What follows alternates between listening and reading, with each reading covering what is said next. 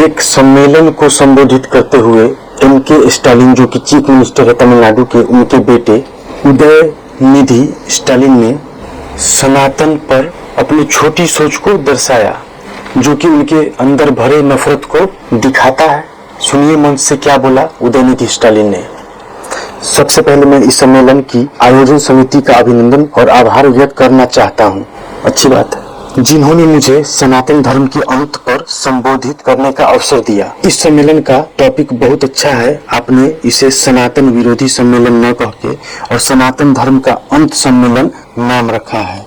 ये सब उनके मुंह से बोला गया, मंच पे बोला गया, जिसको मैं आपको पढ़ के सुना रहा हूँ। आगे भी है।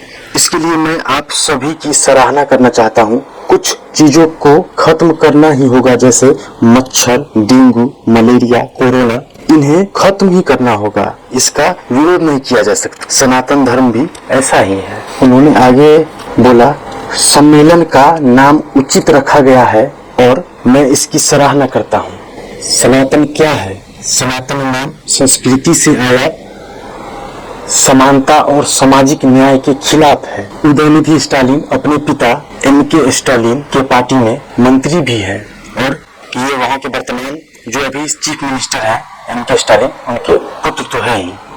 कुछ चाहने वाले, कुछ समर्थक और कुछ वोटर अगर आपके पास हो तो क्या आप किसी पर भी अनर्गल टिप्पणी कीजिएगा?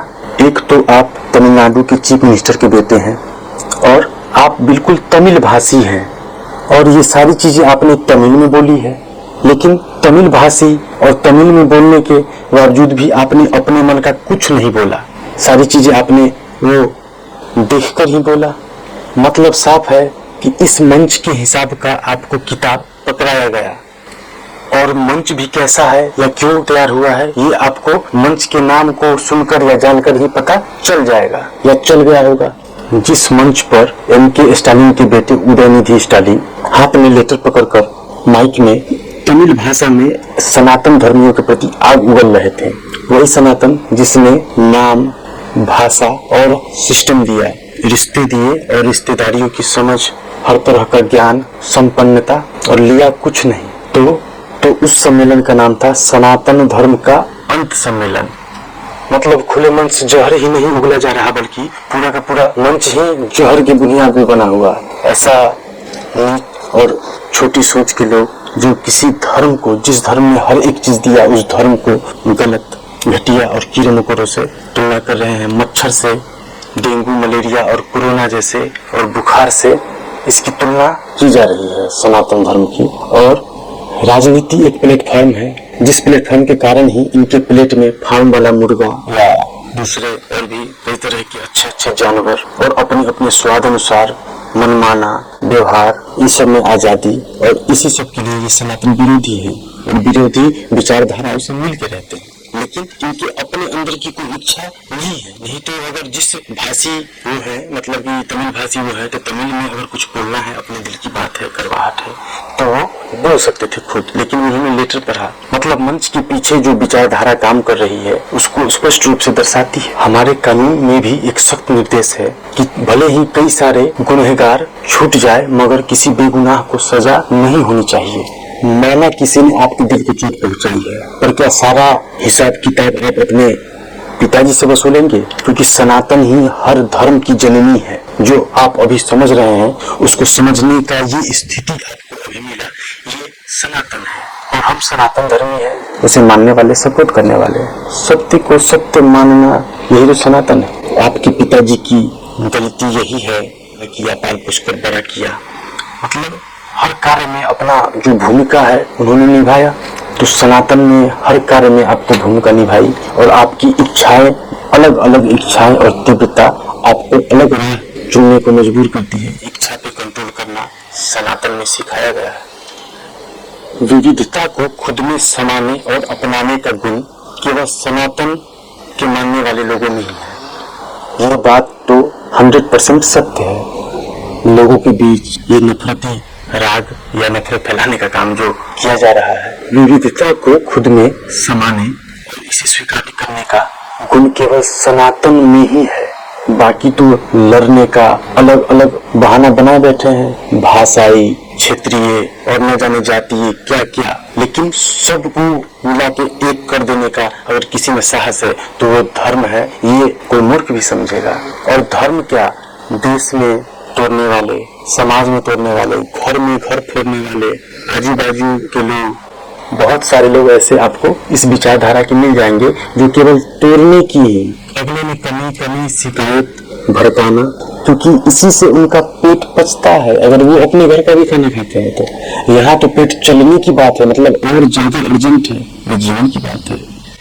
तो एम.के. स्टालिन के बेटे उदयनिधि स्टालिन ने जैसा जैसा बोला मन से चढ़ के, नहीं तो कोई भी सभ्य और जिनको समझ है कि मैं राजनीति से जुड़ा हूँ, वो भी मंत्री पद पे हूँ, मेरे पिताजी वर्तमान सीएम है, तो किसी भी सीएम का लड़का उसे पता होगा अगर वो मंत्री न भी हो तो कि हमें किस लहजे में बात बोलनी चाहिए। सनातन धर्म को मानने वाले बहुत सारे लोग हैं, बस कुछ लोग ही सनातन में विश्वास करने वाले नहीं होते हैं। वो हर जाति हर धर्म में होते हैं, ज्यादा से ज्यादा धर्म में और सनातन में विश्वास रखने वाला, और कोई उसी के घर में ऐसा भी हो सकता है जो विश्वास नहीं करता हो, देवी देवता और ये सब नहीं मानता हो, लेकिन जो मानता हो उसकी भावना को ठेस पहुंचाने वाली बात भी नहीं करता, क्योंकि हमने नहीं माना। लेकिन जो मान रहा है उसका क्या, कंट्रोवर्सी चाहिए सबको।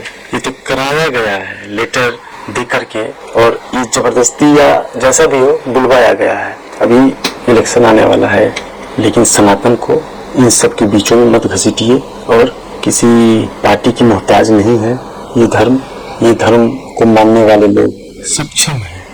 मगर कुओं और कीचड़ों से लाख चिल्लाने पर भी मेढक के पास कोई नहीं जाता है, और भले मेढक उस कुएं और कीचड़ का सिर बन जाता है।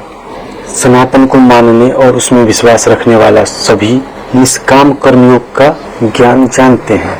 उन्हें आप न झांसे में फंसा सकते हैं और न उनका दिल दुखा सकते हैं। गाली गलौज, अपशब्द और भद्र टिप्पणी करना आपका ही काम हो सकता है, क्योंकि सनातन को मानने वाले और उसे जान लेने वाले कोई भी इस तरह का काम तो नहीं करेंगे, क्योंकि रिश्तों और बुनियादी समझ जिसे है आपको तो नहीं है, क्योंकि आपने तो ठुकरा दिया सनातन को।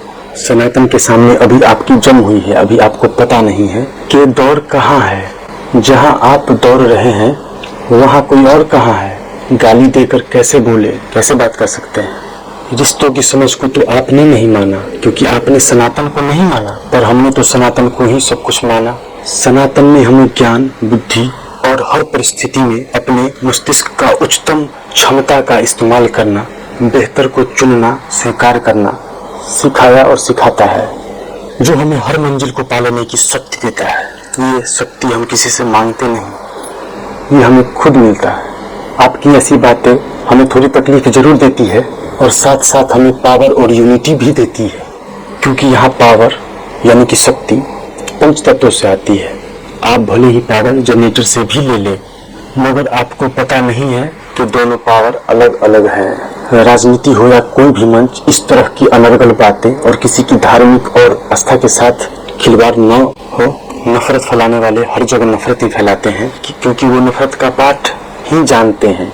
बैर तो हम किसी से भी कर सकते हैं। विविधता को अपनाने वाला हमारा सबसे उदार और कोने कोने में विराजमान ये सनातन धर्म, जो आदिकाल से है और अनंत तक रहेगा। जब कुछ नहीं भी होगा तो यही होगा। नमस्कार।